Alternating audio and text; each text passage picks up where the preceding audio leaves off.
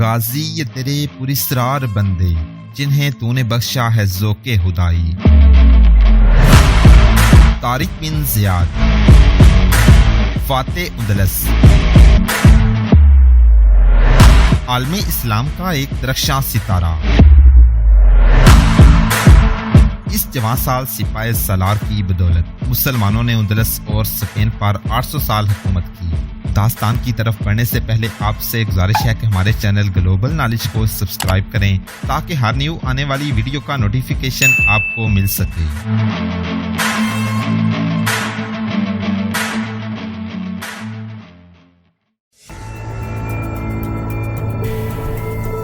इसके बाद पादरी इस इमारत में गया जहां वो लड़कियां रहती थीं जिन्होंने अपनी जिंदगियां, अपनी जवानियां और अपने पुरशबाब जज्बात मजहब के लिए वक्फ कर दिए थे। मौरख लिखते हैं कि उनके हुस्न के चर्चे दूर दूर तक होते थे।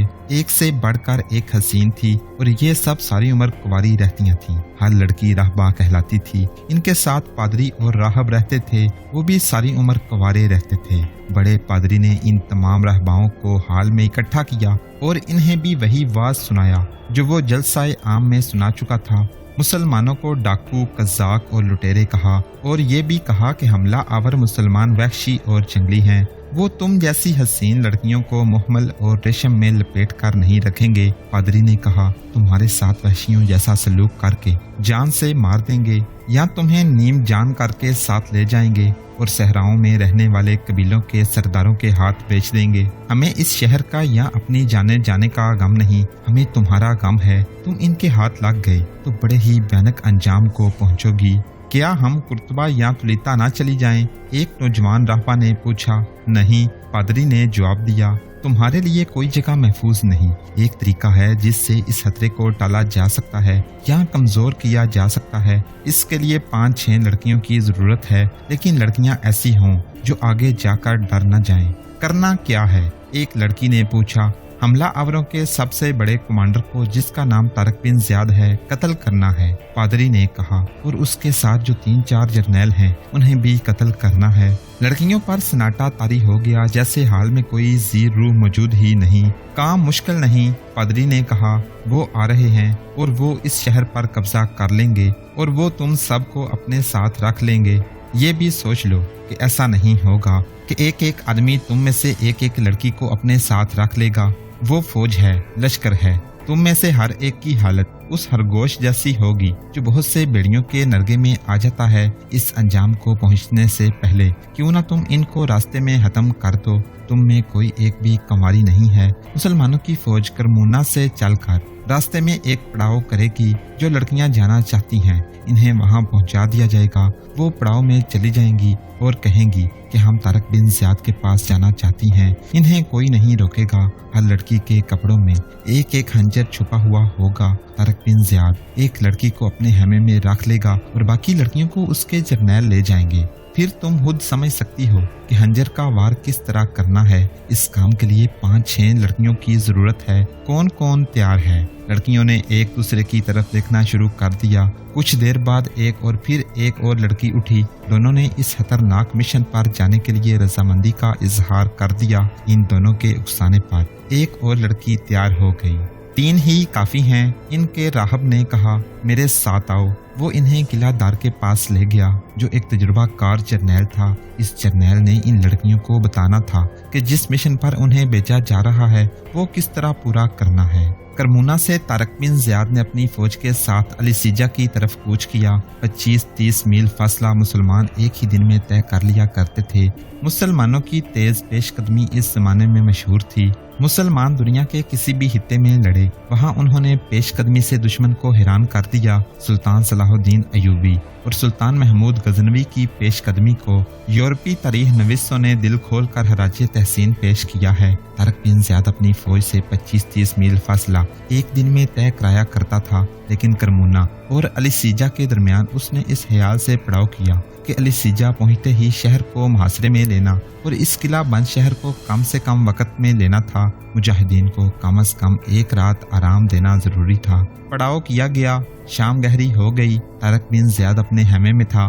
उसे इतला दी गई कि एक मुदलसी बूढ़ा उसे मिलना चाहता है और उसके साथ 3 जवान लड़कियां हैं। तारक ने इन सब को अंदर बुला लिया और दरबान से कहा कि तर्जुमान को ले आए। दरबान के जाने के बाद तारक की नजरें इन लड़कियों पर रुक के रह गईं। उनके चेहरे पर ऐसा तासुर आ गया जैसे उसने इतनी हसीन लड़कियां पहले कभी न देखी हों।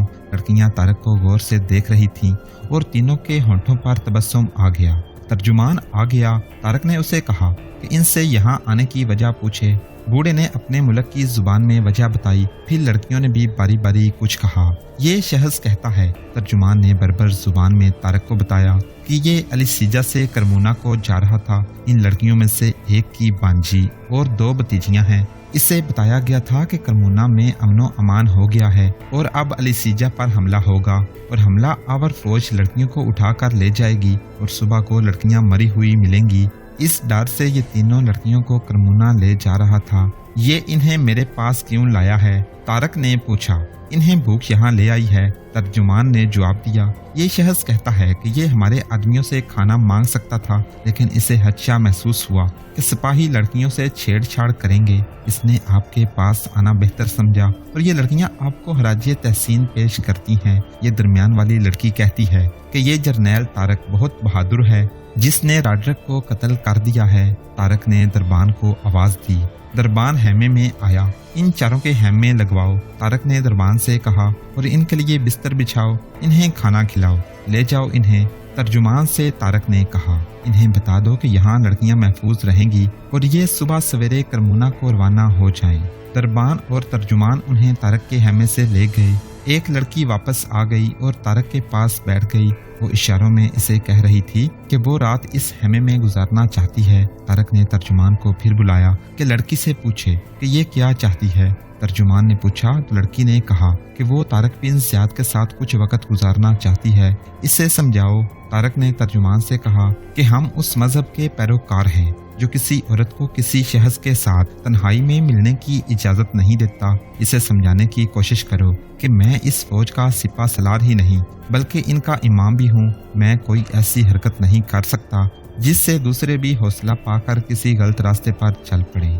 लड़की तारक बिन ज़ियाद के मुंह की तरफ हैरत से देखने लगी। वो तारक से बहुत कुछ कहना चाहती थी, लेकिन तारक उसकी और वो तारक की जुबान नहीं समझती थी। वो इतना तो जरूर समझती होगी कि गुनाहों की कोई जुबान नहीं होती। फिर इस शख्स ने दरमियान में एक और आदमी को क्यों खड़ा कर लिया है जो एक दूसरे की तर्जुमानी कर रहा है। लड़की को तर्जुमान ने जहन नशीन कराने की बहुत कोशिश की कि उसका सिपा सलार उसकी यहाँ मौजूदगी को जरा सा भी पसंद नहीं करता और वो चली जाए, लेकिन लड़की अपनी जिद पर कायम रही। उससे कहो यहाँ से निकल जाए। तारक ने गुस्सीली आवाज में कहा, अगर उसने मेरी बात ना मानी तो मैं तीनों लड़कियों को यहाँ से निकाल दूंगा। तर्जुमान ने लड़की को बताया कि सिपा सलार बहुत गुस्से में है और वो यहाँ से चली जाएं, वरना सबको यहाँ से निकाल दिया जाएगा। लड़की ने अब और ज्यादा हैरत से तारक बिन ज़ियाद के चेहरे की तरफ देखा। वो आहिस्ता आहिस्ता तारक की तरफ बढ़ी। उसने आगे से अपना फ्राक जरा सा उठाकर दायां हाथ फ्राक के नीचे किया। जब ये हाथ बाहर आया तो इस हाथ में हंजर था। लड़की तारक के करीब जाकर दोजानू हो गई और हंजर उसके कदमों में रख दिया। तारक ने तर्जुमान की तरफ देखा। तर्जुमान ने लड़की से पूछा कि ये क्या है? मैंने जो सुना था वो गलत निकला।